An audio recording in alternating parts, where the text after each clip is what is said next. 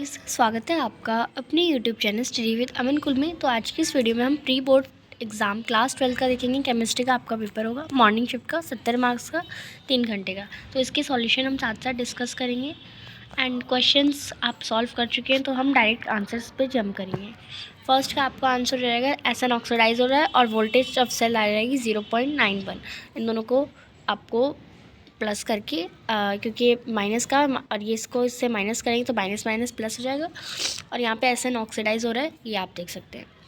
Second, Apollo का space जो programme है वो H2O2 फ्यूल सेल में यूज़ होता है।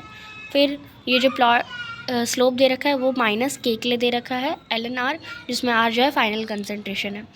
फिर ऑक्सीडेशन, हाईएस्ट ऑक्सीडेशन स्टेट आप सबके देखेंगे कौन सा किसका, ये वैंडेनियम है, ये क्रोमियम है, ये आयरन है और ये मैंगनीज है। तो मैंगनीज की सबसे हाईएस्ट होती है तो 3d5 4s2 आपका डी ऑप्शन आ जाएगा।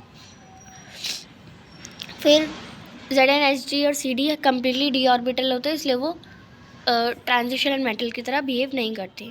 नेक्स्ट यहाँ पे जो है वो जो स्ट्रक्चर फार्मूला कंपाउंड का वो ए ऑप्शन हो जाएगा। नेक्स्ट यहाँ पे करेक्ट जो ऑर्डर है वो बी ऑर्डर है, सेकंड पहले आएगा फिर फर्स्ट फिर थर्ड।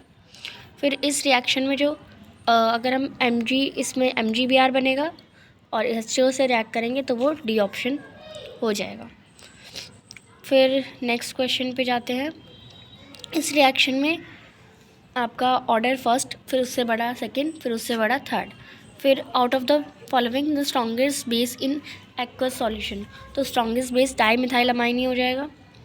फिर base which present in DNA but not in RNA, तो DNA में थायामाइन होता है और RNA में यूरासिल होता है।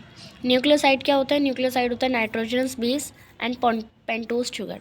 सी ऑप्शन। न्यूक्लियोटाइड क्या हो जाता है? जिसमें फॉस्फोरिक एसिड भी ऐड कर देते हैं। नेक्स्ट क्वेश्चन है क्वेश्चन नंबर 13 में आपका क्वेश्चन यहाँ पे थोड़ा हाइड हो रहा है तो मैं आपको बता देती हूँ। क्वेश्चन है लिंकेज आइसोमर्स और arise in coordination compounds because of ambident ligand, तो यस ट्रू है। जो ambident ligand जो NO2 होता है उसकी दो डोनर साइड होती है N और O, तो ऑफकोर्स सही है, ए ऑप्शन आपका इसमें करेक्ट हो जाएगा। 14 में alluvium is a globular protein, तो यस ट्रू है।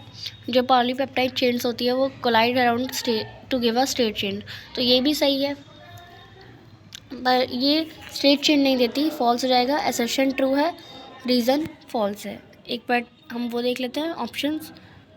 तो यस असर्शन ट्रू है, रीज़न फॉल्स है। आपका जो सी ऑप्शन है इसमें आ जाएगा, सी ऑप्शन। नेक्स्ट 15 क्वेश्चन है hydrolysis of an ester follow first order kinetics, तो यस ट्रू है। Concentration of water remains nearly constant during the course of reaction, तो ऑफकोर्स ए ऑप्शन आपका आंसर हो जाएगा। डी में nucleophilic substitution of iodoethane is difficult than chloroethane, तो false. Iodoethane की easy होती है। Both enthalpy of CI bond is less than of CCl bond, तो यस रीज़न ट्रू है, डी ऑप्शन आपका करेक्ट हो जाएगा। अब यहाँ पे हेनरी लॉ को और उसके दो एप्लीकेशन ये करने हैं, रेट ऑफ रिएक्शन लिखनी है, डिसअपियरेंस लिखनी है, इसमें वैलेंस बॉन्ड थ्योरी आपको लिखनी है, जिसमें ये हट तो DsP2 है या टेट्राहेड्रल है ऑक्टाहेड्रल है बताना है, और इसके अथवा में लो स्पिन टेट्राहेड्रल क्यों नहीं फॉर्म करते वो लिखना है। फिर फिनॉल अगर कंसनट्रेटेड HNO3 से तो तीनों तरफ पैरा ऑर्थो और मेटा पोजीशन पे NO2 लग जाते हैं। CH3L3 से अगर हम एक्वस की प्रेजेंस में अगर हम फिनॉल को रिएक्ट कराते हैं तो वो हमारा क्या कहते हैं कार्बोक्सिलिक एसिड बनाता है। फिर कार्बाइलमाइन और गैब्रियल थैलामाइड सिंथेसिस रिएक्शन को आपको लिखना है। फिर आपको इसका फार्मूला लिखना है पोटेशियम और आइसोमेरिक, सबसे वाले फर्स्ट वाला आपका क्या हो जाएगा लिंकेज और सेकंड का ऑप्टिकल आइसोमर हो जाएगा। एंड ये सारी रिएक्शंस आपको लिखनी है, तो इसका हम डायरेक्ट आंसर्स देखते हैं जिससे आपको कंफर्म हो जाएगा कि यस यही आंसर है। मैं यहाँ पे लिखूँगी, आपका भी टाइम वेस्ट होगा, जस्ट हम मार्किंग स्कीम से आंसर्स को मैच कर लेते हैं। तो ये पूरा मैंने आपको पेपर दिखा दिया है, अब हम इसके आंसर्स पे जंप करते हैं। ये आपका स्कैंडियम कौन सा एलिमेंट +1 ऑक्सीडेशन का स्टेट शो करता है, कौन सा नहीं करता, ये आपको आंसर करने दें। तो इसके आंसर्स डिस्कस करते हैं। तो MCQ हम ऑलरेडी डिस्कस कर चुके हैं। फर्स्ट अब हम देखते हैं, आपको हेनरी लॉ की 2 एप्लीकेशन लिखनी है, एनसीईआरटी से लिख सकते हैं आप, दोनों दे रखी हैं। रेट लॉ आपका 1/2 जो कंसंट्रेशन आ जाती, और रेट आपका आ जाता है इसमें 1.25 × 10⁻⁻⁴। फिर रेट इस थर्ड का डिसअपियरेंस का रेट 1/3 हो जाता, और इसको 1/3 × 1.25 करते तो आपका 3.75 आपका आंसर आ जाता। फिर ये मैंने आपको बताया टेट्राहेड्रल आ जाएगा फर्स्ट वाला, और डायमैग्नेटिक सॉल्व करना है, या ऑक्टाहेड्रल आ जाएगा और पैरामैग्नेटिक आ जाएगा। अथवा में because delta T is not sufficient pair for pairing of electron, NH3 आपका D2sp3 बनाता, पर Ni2 जो है वो 2 वेकेंट डी ऑर्बिटल नहीं होते, इसलिए 4D sp3D2 हाइब्रिडाइजेशन करता। जैसे मैंने बताया OH को फिनॉल को कंसनट्रेटेड HNO3 से तो तीनों तरफ लग जाते हैं ऑर्थो पैरा मेटा पे। इसमें आपका एल्डिहाइड बनता है, मैंने कार्बोक्सिल्स बोल दिया था गलती से, एल्डिहाइड बनता है आपका। फिर 21 में NCERT के आंसर्स लिखे हुए हैं। फिर इसको डिसोशिएट करके लिखना था, आपका 404.2 सेंटीमीटर स्क्वायर आ रहा था। फिर अल्फ़ा निकालना होता, अल्फ़ा इसका फार्मूला ये निकालते हैं, और अल्फ़ा से आपको डिसोसिएशन कांस्टेंट निकालना होता जो कि C⁴/1 - अल्फ़ा का फार्मूला है, और ये आपका आंसर हो जाता। नेक्स्ट टी की वैल्यू आपको दे रखी थी आप, और सेकेंड आ जाते हैं आपके 0.46।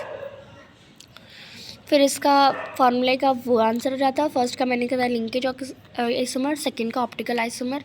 फिर रीज़न लिखने थे क्लोरोहेक्सेन जो CCl बॉन्ड है क्लोरोबेंजीन में पार्शियल डबल बॉन्ड है, तो रेजोनेंस इफेक्ट लेस रिएक्टिव होगा। फिर सेकंड आपका मेजर माइनर प्रोडक्ट बनाने थे। फिर क्लोरोफॉर्म क्लोराइड आयंस नहीं कंटेन करता वो। फिर ये मैकेनिज्म लिखना था, ये पूरा मैकेनिज्म आपका हो जाता। फिर डिबाल आपका रिएजेंट हो जाता। फिर यहाँ पे ऊपर ज्यूटर आयन लिखना था, तो ज्यूटर आयन में नीचे SO3 और ऊपर NH3+ में, और ये यहाँ पे आपका ये ऐड हो जाता। नेक्स्ट सेकंड में बेंजीन, और थर्ड में CH3NH2। 29 के फर्स्ट में ग्लाइकोसिडिक लिंकेज, सेकंड में अल्फा ग्लूकोज बीटा फ्रक्टोज, और कोई 2 डिफरेंस आपको अमाइलोपेक्टिन और अमाइलस में लिखना था। और फिर डेल्टा G आपका माइनस का 301080 आपका मोल इन्वर्स आपका आंसर हो जाता। देन E सेल 1.4715 फॉर्मूले से आप निकाल लेते। फिर एटॉमिक मास इसका CS का S इंटू ये करेंगे 256 को 32 से डिवाइड करेंगे तो आपका 8 आंसर फॉर्मूला सल्फर का S8 आ जाता। देन ये आपको पाई अननोन सब्सटेंस के इक्वल दे रखा था, तो आप उसका 75 मोलर मास निकाल लेते हैं, एंड ये आपका आंसर हो जाता है। फर्स्ट का कॉपर हो जाता है, फिर सेकंड का क्रोमियम, क्योंकि क्रोमियम स्टेबल होता है +3 ऑक्सीडेशन स्टेट में। थर्ड का मैंगनीज आता है because of participation of both 4D और 3D और 4s Zn because of absence of unpaired electron weak intermolecular interaction, और फिफ्थ का स्कैंडियम हो जाता है। फिर बी का फर्स्ट पार्ट में NCERT से आप लिख सकते थे, सोडियम डाइक्रोमेट कन्वर्ट हो जाता है इसमें, completely fill D orbital weak intermolecular interaction, और ये आपका आगे आंसर रहता। 31 का ये रिएक्शन लिखनी थी आपको, ये 30 एंड सेकेंड में, और ये आपका लास्ट क्वेश्चन हो जाता। तो आई होप आपको अच्छे से समझ आ गया हो। चैनल को अभी तक सब्सक्राइब नहीं किया तो प्लीज़ सब्सक्राइब ज़रूर करें। वीडियो अच्छी लगी तो इसे लाइक करिए, दोस्तों के साथ शेयर ज़रूर करिए। Thanks for watching, bye bye guys.